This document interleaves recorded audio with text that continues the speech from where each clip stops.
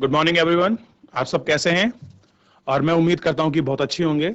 मैं Akash Kumar Bhadana ICT virtual classroom में आपका बहुत बहुत स्वागत करता हूं बच्चों। और आपको जैसा पता है कि हमारा 6th क्लास का जो है बच्चों, हिस्ट्री जो आपका सब्जेक्ट है वो आपका प्रारंभ हो चुका है। और हिस्ट्री के अंतर्गत ही बच्चों हम लोग पहला जो आपका चैप्टर था, पहले चैप्टर के अंतर्गत कब क्यों कहाँ और कैसे, उस सारे जो चैप्टर था, जो हमने कहानी शुरू की थी वो आपके रसीदा वाली, उस कहानी को हम लोग देखते हुए बहुत अच्छे से हमने उसको खत्म कर लिया था। आज हम लोग चैप्टर नंबर 2 की तरफ आपके बढ़ चलेंगे। और चैप्टर नंबर 2 में आपके कुछ चीजों को आपका जानेंगे कि जो हमारे जो पूर्वज थे, आप ही मानिए जो मानव था, जो आरंभिक जो आपका मानव था, वो मानव अपने खाद्यान्न के लिए किस प्रकार से अपना जीवन यापन कर रहा था, कैसे आखेट और वो आपका संग्राहक आपका भोजन करता था, उस विषय में हम लोग चैप्टर नंबर 2 को पढ़ेंगे, जानेंगे, देखेंगे क्या स्थिति है, क्या सब चीजें हैं। तो मैं उम्मीद करता हूं कि आप सब बच्चे बहुत अच्छे से अपनी क्लास को पढ़ेंगे, घर जाकर रिवीजन करेंगे। मैं जैसा आपका देख पा रहा हूं कि कुछ स्कूल के बच्चे अभी तक अपनी कक्षाओं में नहीं बैठे हैं, कुछ बच्चे बिल्कुल काम पूरा कर रहे हैं, कुछ आपका नहीं देख रहे। तो बच्चों फोकस करना है, चैप्टर नंबर 2 आपका चल रहा है। क्लियर है बच्चों? तो सभी बच्चे ध्यान देंगे चैप्टर की तरफ, बिल्कुल अच्छे से देखें सभी बच्चे। चलिए, अगर आप लोग रेडी हो क्लास पढ़ने के लिए तो हाथ खड़ा कर दीजिए। चलिए, ठीक है बच्चों, बहुत बढ़िया। तो बच्चों चैप्टर नंबर आपका कौन सा है? 2, क्लास 6 विषय हिस्ट्री। ध्यान देंगे डिजिटल बोर्ड की तरफ। हम जो अपने टॉपिक के अंदर आपका बात करने वाले हैं, इस टॉपिक में आप सब सारी चीजों को बहुत अच्छे से आप इनको देख पाओगे, आप इनको समझ पाओगे कि क्या स्थिति है, क्या चीजें हैं। तो देखिए चैप्टर नंबर 2 आपके सामने है, आखेटक खाद्यान्न संग्रहक से भोजन उत्पादक। आखेटक मतलब कौन होता है बच्चों? सबसे पहले आपको जो वहां शब्द हैं उन कुछ शब्दों को समझना है ताकि आपको किसी भी प्रकार की समस्या ना हो। आखेटक का मतलब होता है शिकारी, और खाद्य संग्रह का मतलब जो भोजन को इकट्ठा करता हो, उसको संग्रह करता हो, उसको हम क्या बोलते हैं आपका बच्चों? हम खाद्य संग्रहक से भोजन उत्पादक तक, यानी कि शिकारी से भोजन संग्रह करना और भोजन संग्रह खाद्य संग्रह से लेके भोजन उत्पादक, यानी कैसे शिकार करा, फिर शिकार से हम लोग जो खाना था उसको संग्रहण करना सीखे, फिर उससे हम भोजन बनाना सीखे। इस पूरी प्रोसेस को, उस पूरे चैप्टर को, इन पूरी कहानी को, पूरी स्टोरी को हम लोग अपने चैप्टर के अंदर वापस कवर करने वाले हैं। और आपको जैसे पता है कि जब भी हम लोग अपना चैप्टर शुरू करते हैं, उस चैप्टर के अंतर्गत आप बच्चों आपका सबसे पहले हम लोग क्या देखते हैं कि हम एक स्टोरी के साथ अपनी सारी चीजों को आपका शुरू करते हैं और उनको देखते हैं कि क्या किस प्रकार की स्थिति है। ठीक है, ताकि हम सब चीजों को आपका देख पाए और उनको जान पाए। ठीक, अब चलिए, अब जैसे कि हम लोग एक छोटी सी आपकी स्टोरी होती है, उसी के साथ हम लोग क्या करते हैं कि हम लोग क्या करते हैं, अपनी पूरी स्टोरी को आपका प्रारंभ करते हैं। चलिए, तुषार की रेल यात्रा, यानी कि एक बच्चा है तुषार, आपकी क्लास में पढ़ता है, और उसकी हम लोग रेल यात्रा से जो है अपनी कहानी को, अपने टॉपिक को आपका शुरू करते हैं, आपका स्टार्ट करते हैं। तुषार ने अपने एक रिश्तेदार की शादी में दिल्ली से चेन्नई जा रहा था। अब देखिए, आप भी कहीं चाहते होंगे किसी के अपने रिलेटिव की जो आपकी शादियां होती हैं घर परिवार में, आपके सगे संबंधियों में, तो आप भी चाहते हैं। और ये कहाँ जा रहा है बच्चों? आपको ध्यान रखना है, ये आपका तुषार दिल्ली से आपका ये जो आपका चेन्नई है वहां जा रहा है। रेल में उसे खिड़की वाली सीट मिल गई, जहां से वह बाहर का नजारा देखने में मगन हो गया। तेज दौड़ती रेलगाड़ी से उसने देखा कि पेड़ पौधे, घर, खेत खलियान बड़ी तेजी से पीछे छूटते जा रहे हैं। तभी उसके चाचा ने उसके कंधे पर हाथ रखकर कहा, पता है, लोगों ने मात्र 150 साल पहले रेल यात्रा शुरू की थी। अब देखिए, अब आपको ध्यान रखना है कि उनके चाचा जी आए और उन्होंने एक उनको छोटी सी जानकारी दी कि बच्चों, जिस रेल में आप आपका बैठे हो, ये वो आपकी रेलगाड़ी आज से मात्र 150 साल पहले ही आपकी शुरू हुई थी। कितने साल पुरानी? 150 साल पहले ये आपका ट्रांसपोर्टेशन का जो आपका रेलवे सिस्टम है, ये आपका डेवलप हुआ। ठीक है, बस तो इसके कुछ दशक बाद आई, और कह रहा है जो आपका बस चली है, इसके कुछ दशक यानी कि लगभग 10-20 साल के बाद आपकी बस आई है। तुषार सोचने लगा कि जब लोगों के पास आने जाने की वाली के लिए तेज रफ्तार वाली सवारी नहीं थी, तो क्या वे यात्रा नहीं करते थे? क्या वे अपनी सारी जिंदगी एक ही स्थान पर बिताया करते थे? नहीं, ऐसी बात नहीं। अब देखिए, उसके मन में प्रश्न उठने लगा कि जब पहले इतनी हाई स्पीड आपकी ट्रेन नहीं थी, रेलगाड़ियां नहीं थी, बस नहीं थी, कार नहीं थी, मोटर बाइक नहीं थी, प्लेन नहीं थी, सारी चीजों को सोचने लगा वो। तो उस समय लोग, आज से 150 साल पहले, 200 साल पहले, लोग कैसे एक स्थान से दूसरे स्थान जाया करते थे, कि जाते थे कि या नहीं जाते थे, या केवल वहीं रह जाते थे। तो ये भी एक सोचने वाली बात थी कि वो लोग गए कि नहीं गए, ये उनको बाप का देखना था, या फिर एक ही स्थान में बंद कर रह गए थे। तो उन्होंने कहा, उसके चाचा बता रहे कि ऐसी बात नहीं है। अब देखते हैं कि जो आपका व्यक्ति था वो एक स्थान से दूसरे स्थान किस माध्यम से जा रहा था और किस प्रकार जा रहा था, क्या उसकी व्यवस्था है, इसको हम लोग आपका देखते हैं। आरंभिक मानव, आरंभिक मानव का मतलब है जो इनिशियल था, जो आपका आदि मानव था, ऐसे मानिए। उस हम बात कर रहे हैं उसके विषय में। आरंभिक मानव तो कौन हुआ? जो आपका आदि मानव था, जब मानव की उत्पत्ति हुई और उसके समय के बाद का जो आपका समय शुरू होगा, उस पर हम लोग बात कर रहे हैं। आखिर वे इधर उधर क्यों घूमते थे? कह रहे जो आरंभिक मानव था, जो आदि मानव था, वो इधर उधर क्यों घूमते थे? आइए हम लोग पढ़ते हैं। हम उन्हें, उन लोगों के बारे में जानते हैं जो इस उपमहाद्वीप में 20 लाख साल पहले रहा करते थे। आरंभिक मानव की बात बच्चों कब से हो रही है? आज से 20 लाख वर्ष पहले की बात कर रहे हैं हम लोग। ध्यान दे रहे हैं? अनाज उन्हें आखेटक खाद्य संग्रह के नाम से जानते थे। हम उन्हें क्या जानते थे? आखेटक मतलब शिकारी, खाद्य संग्रह मतलब वो खाने की चीजों को इकट्ठा किया करते थे। हम इस नाम से, जो आरंभिक मानव है, हम उसको आपका जानते थे। ठीक, भोजन का इंतजाम करने की विधि के आधार पर उन्हें इस नाम से पुकारा जाता था।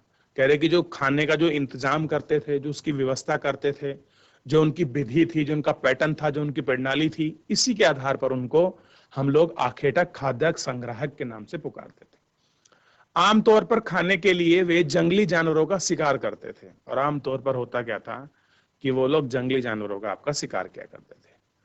मछली और चिड़िया पकड़ते थे। फल फल मूल, दाने, पत्ते, पौधे, पत्तियां, अंडे इकट्ठा करके क्या करते थे। अब लोग, वो लोग क्या किया करते थे कि जो फल हो गया या मूल कंद हो गई, कंद मतलब जड़ होती है पेड़ों की, दाने हो गए, जो आपके पौधों की नम पत्तियां होती थी, उनको खाते थे, और अंडे इकट्ठे किया करते थे।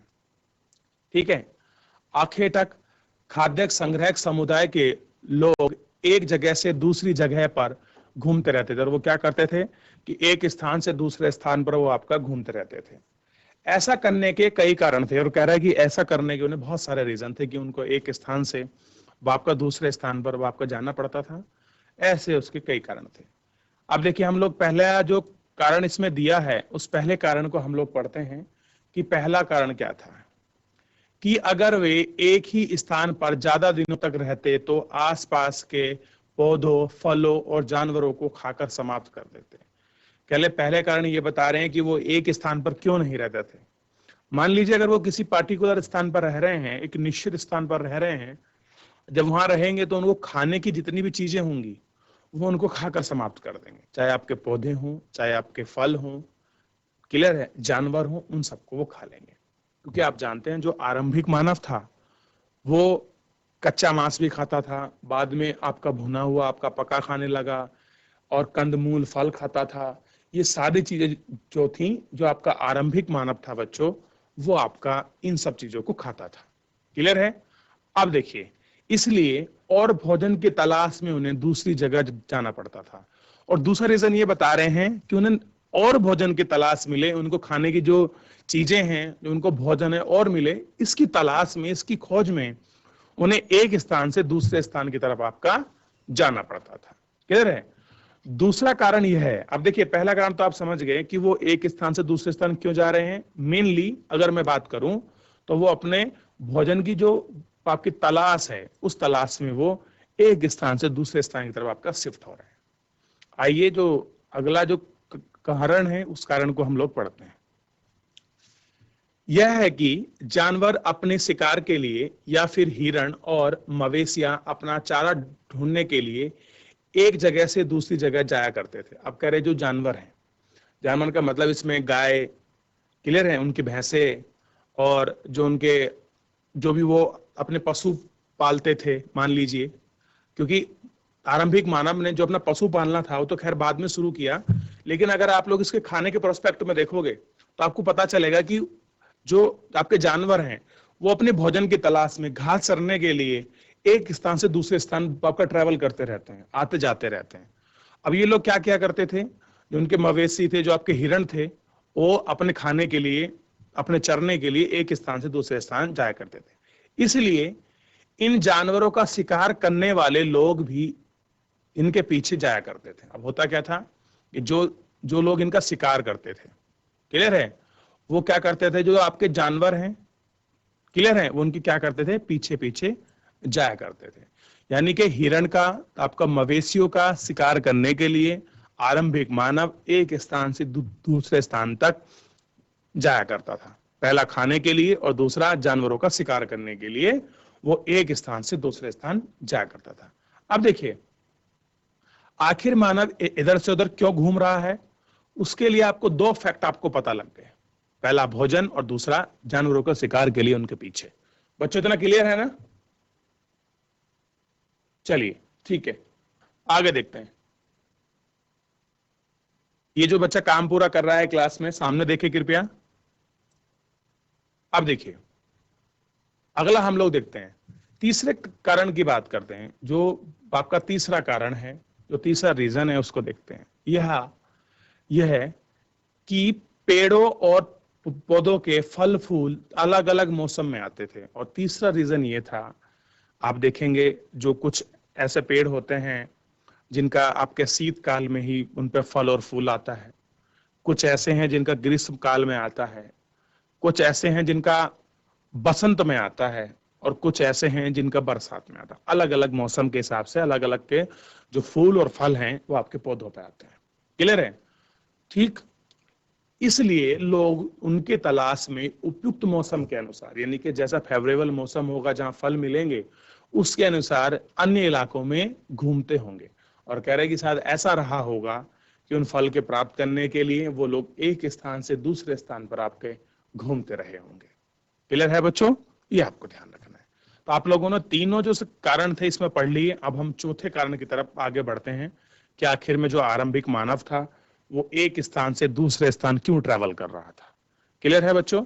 ये थोड़ा सा आपको पता होना चाहिए। आइए, और चौथा कारण यह है कि पानी के बिना किसी भी प्राणी, अब देखिए जो फोर्थ रीजन है बहुत ही इंपॉर्टेंट रीजन है और आप इसको एक्सेप्टेबल भी करेंगे, चाहे आप लोग तीसरा जो हम का रीजन दे रहे हैं आप उसको भले ही एक्सेप्ट ना करें, लेकिन जो फोर्थ रीजन है, जो फोर्थ कारण बता रहे हैं कि मानव का एक स्थान से दूसरे स्थान आपका ट्रैवल करना, एक स्थान से दूसरे स्थान जाने का, उसको समझते हैं कि पानी के बिना किसी भी प्राणी या पेड़ पौधों का जीवित रहना संभव नहीं। कह रहे चाहे कोई पेड़ हो, चाहे कोई पौधा हो, चाहे कोई प्राणी हो, पानी के बिना उनका जीवन रह पाना संभव नहीं है।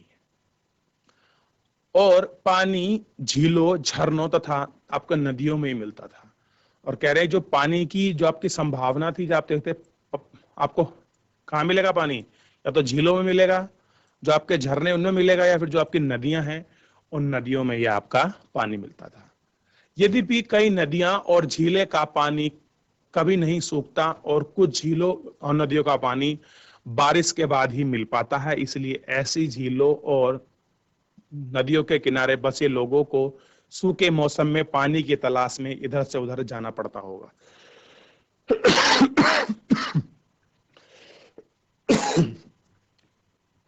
देखिए बच्चों, ये कह रहे हैं कि जो पानी है, अगर आप पानी की उपलब्धता देखोगे तो पानी की उपलब्धता जो मिलेगी आपको बच्चों, वो पानी की उपलब्धता झीलों में मिलेगी, या जो आपकी नदियां हैं उनमें मिलेगी, या फिर जो आपके झरने हैं उनमें मिलेगी। ठीक, अब देखिए जो आपकी नदियां होती हैं और जो आपकी झीलें हैं, तो सब में आपके वर्ष भर पानी आपका नहीं रहता। कुछ ही ऐसी नदी और झील हैं जिनका वर्ष भर पानी रहता है। बाकी क्या होता है, जब बरसात का मौसम आता है, जब बारिश होती है, उसी समय क्या होता है कि आपका पानी मिलता है। उससे पहले पानी नहीं मिलता। तो उन्हें क्या होता है कि जो मानव था उस समय का, चाहे मानव हो चाहे आपके जीव जंतु हो, उनको क्या करना पड़ता था, अपनी पानी की प्यास बुझाने के लिए उनको एक स्थान से दूसरे स्थान की तरफ आपका इधर उधर आपका जाना पड़ता था। तो हम लोगों को 4 रीजन पता लगे कि मानव इधर से उधर क्यों घूमता था, क्यों आपका शिफ्ट होता था। क्लियर है बच्चों? पहला रीजन में आप लोग आपका देखिएगा, अपने अपने भोजन के लिए निकलता था बच्चों, ध्यान देना है। और दूसरा कारण था कि जो वो जानवरों का शिकार करते उनके पीछे निकल जाया करता था। और तीसरा कारण था बच्चों, जो आपके पेड़ पौधे फल फूल लगते हैं वो किसी विशेष मौसम में होना, इसलिए उसको एक स्थान से दूसरे स्थान जाया करता था। और चौथा कारण था कि पानी के लिए जो झरने और आपके नदी थे उनके पास एक स्थान से दूसरे स्थान आपका जाया करता था, क्योंकि बहुत से नदी झील और झरने आपके किसी विशेष मौसम में ही पानी की उपलब्धता कराते थे, बाकी अन्य समय नहीं। तो इसलिए उन्हें क्या करना पड़ता था, एक स्थान से दूसरे स्थान जाना पड़ता था। चलिए, मैं उम्मीद करता हूं कि इतना आप लोगों ने बहुत अच्छे से पढ़ लिया होगा। अब हम लोग थोड़ा सा इससे आगे तरफ आपका बढ़ चलते हैं और इसको हम लोग आपका देखते हैं। देखिएगा, आरंभिक मानव के बारे में जानकारी कैसे मिलती है। कह रहे जो आदि मानव था, आम भाषा में आप लोग आदि मानव बोलते हैं ना, जो आरंभिक मानव था, जो आरंभिक मानव था उसके विषय में हम लोगों को कैसे पता चलता है, ये जानकारियां, ये सारी चीजें हमको कैसे पता चलती हैं बच्चों, ये भी एक अपने आप में प्रश्न है और सोचने वाली बात है कि हम लोगों को इनके विषय में कैसे पता चलता है। आइए इसके आधार पर हम लोग जाने कि जो आरंभिक मानव था उसके विषय में हम लोग कैसे जानते हैं, कैसे हमें उन सब चीजों का आपका पता चलता है, उन सब चीजों को हम लोग आपका देखते हैं। देखिए, पुरातात्विक विदों को कुछ ऐसी वस्तुएं मिली हैं। देखिए, जो पुरातात्विक विदो होते हैं ना, जो आर्कियोलॉजिकल डिपार्टमेंट के लोग होते हैं, ये लोग क्या करते हैं कि जो भी कोई इनको पुरानी वस्तु मिलती है, चाहे किसी से भी संबंधित हो, चाहे आपके मृत भांड हो, कपड़े हो, मकान हो, भवन हो, स्मारक हो, हड्डी हो, कुछ भी मिल जाए इनको बच्चों, ये उसी को रिसर्च के आधार पर पास्ट की चीजों के बारे में एनालिसिस कर कर, अध्ययन कर कर, रिसर्च कर कर हमको उन सब विषयों के बारे में जानकारी देते हैं। ठीक है, अब देखिए, जिसका निर्माण और उपयोग आखेटक खाद्य संग्रह में किया करते थे। और कौन सी वस्तु है वो, जो हमारे आखेटक थे, जो हमारे शिकारी और जो खाद्य संग्रहक लोग थे, उनके द्वारा जो चीजें आपकी बनाई गई हैं या उपयोग में लाई गई हैं, उनका वो लोग ऐसी वस्तुओं का स्टडी किया करते थे। यह संभव है कि लोगों ने अपने काम के लिए पत्थरों, लकड़ियों और औजारों के हथियार बनाए होंगे। और कह रहे कि जो संभव है कि जो लोग हैं, कौन लोग बच्चों, जो आपका आरंभिक मानव है। कौन सा मानव है बच्चों, जो आपका आरंभिक मानव है। इस मानव की हम लोग बात कर रहे हैं। तो इसने क्या करा होगा बच्चों, कि इस लोगों ने करा होगा कि ये लोग आपके लकड़ी के और हड्डियों के आपके औजार बनाए होंगे। इनमें से पत्थरों के औजार आज भी बेचे जाते हैं। कह रहे हैं कि कुछ ऐसे वाजिब पत्थरों के औजार हैं जिनको हम क्या करते हैं, आज भी बेचते हैं। ठीक है, अब देखिए, इनमें से कुछ औजारों का उपयोग फल फूल काटने, हड्डियों और मांस काटने तथा पेड़ों की छाल काटने, जानवरों की खाल उतारने के लिए किया जाता था। अब कह रहे कि जो उन्होंने औजार बनाए हैं, जिनको हम हथियार बोलते हैं, औजार जो हथियार बने हैं, उनका प्रयोग कैसे हो रहा होगा। देखिए, फूल फल के लिए, हड्डियों की मांस, जो हड्डियों और मांस काटने के लिए, जो पेड़ों की छाल है उसको काटने के लिए, क्लियर है, इन सब के लिए, जानवरों खाल उतारने के लिए ये लोग प्रयोग कर रहे होंगे। कुछ के साथ हड्डियों या लकड़ियों के मुट्ठे लगाकर भाले और बाण जैसे हथियार बनाए जाते होंगे। अब देखिए, एक ग्रिप को पकड़ने के लिए आप कुछ मुट्ठा बनता है, मान लीजिए आप तलवार पकड़ रहे हैं, चाकू पकड़ रहे हैं, तो उसके पीछे उसका क्या दिया होता है, मुट्ठा दिया होता है, मुट्ठे दिए होते हैं, जिसको हम बोलते हैं, जिसकी जहां ग्रिप बनती है उसको पकड़ने के लिए। तो वो भी बनते रहे होंगे पत्थरों के, आपके लकड़ियों के। इस प्रकार से कुछ औजारों से लकड़ियां काटी जाती थी। लकड़ियों का उपयोग ईंधन के साथ साथ झोपड़ियां और औजार बनाने में भी किया जाता था। कह रहे कि जो आपके औजार हैं हम इनका प्रयोग कैसे करते थे बच्चों, ध्यान देना है, झोपड़ी बनाने में हम लोग प्रयोग कर रहे थे, और जो आपका ईंधन है उसके रूप में हम लोग आपका लकड़ियों को प्रयोग कर रहे थे। क्लियर है?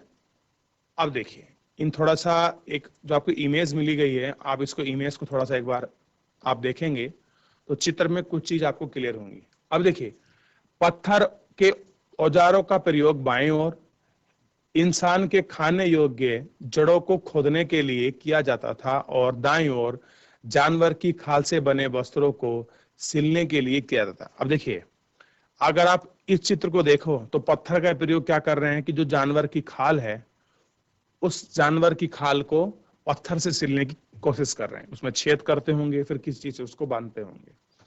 और अगर हम लोग यहाँ देखें तो आपका पत्थर से क्या कर रहे हैं इंसान, जो आपके पौधों की जड़ हैं उन जड़ों को खोजने की कोशिश कर रहे हैं। क्या कर रहे हैं? उनको खोदने की कोशिश कर रहे हैं। तो दो इमेज हमारे सामने थी जो हमको आरंभिक मानव द्वारा जो हथियार उपयोग किए जा रहे थे उनसे संबंधित चित्र हमको प्राप्त हुए। आप देखिए थोड़ा सा आपको ध्यान देना है, रहने की जगह निर्धारित करना कि जो मानव था वो किस जगह रह रहा था, किस प्रकार से वो अपने रहने की जगह को आपको निर्धारित करना था। इस चीज के बारे में थोड़ा सा हम लोग अपने चैप्टर के माध्यम से पढ़ लेते हैं और चैप्टर के माध्यम से आपका हम लोग देख लेते हैं। क्लियर है बच्चों? देखिए मानचित्र दो को देखो, कह रहे जो मानचित्र आपको दो मिला है वो आपको देखना है। ये है आपका मानचित्र दो, इसको भी देखते हैं। लाल त्रिकोण वाले स्थान वे पुरा स्थल हैं जहां पर आखेटक खाद्य संग्रह के होने के प्रमाण मिले हैं। कह रहे कि लाल रंग का आपका त्रिकोण सा मिला होगा और उसमें जहां वो होगा तो आप उसको देख सकते हैं कि वहां क्या था, जो आखेटक खाद्य संग्रह थे उनके हमको प्रमाण मिले हैं। इसके अलावा भी और कई स्थानों पर आखेटक खाद्य संग्रह रहते थे। मानव चित्र में सिर्फ कुछ गिने चुने स्थान ही चिन्हित किए गए हैं। कई पुरास्थल नदियों और झीलों के किनारे पाए गए थे। अब देखिए ये आपका रेड कलर का चिन्ह है, आप इसको देखेंगे, ये आपका नर्मदा नदी के आसपास है। और पहले चैप्टर में मैंने बताया था कि मानव का आरंभिक जीवन कहां से शुरू हुआ, कहां मानव ने सबसे पहले कृषि की, कहां मानव ने सबसे पहले फसल उगाई, और कहां सबसे पहले मानव ने जीवन यापन शुरू किया, उसके लिए जो पशु पाले, उन सब विषय को हम लोग देखें। अब देखिए एक रेडियो मिला, ये देखिए कुरनूर में मिल रहा है, इन सब चीजों को अब देखिए जो इतने संकेत हैं इसको समझते हैं। इस तरह से जो आपका ट्रायंगल में दिया है रेड कलर का, ये है आपका पुरातात्विक स्थल। इस तरह से आपके नवीन स्थल हैं और इस तरह से महापाषाणिक स्थल हैं, और ये हैं आपके इस तरह से आरंभिक गांव, और ये क्या है, आधुनिक नगर। क्लियर है? अब देखिए जैसे बॉम्बे है, कोलकाता है, ये आरंभिक नगर है, और ये आपके नवीन पाषाण काल की सब बस्तियां, चाहे आपके बुजुर्ग होम हो, मेहरगढ़ आपकी पाकिस्तान में पड़ती है, ये आपका J&K में पड़ता है बच्चों, बुजुर्ग होम। क्लियर है?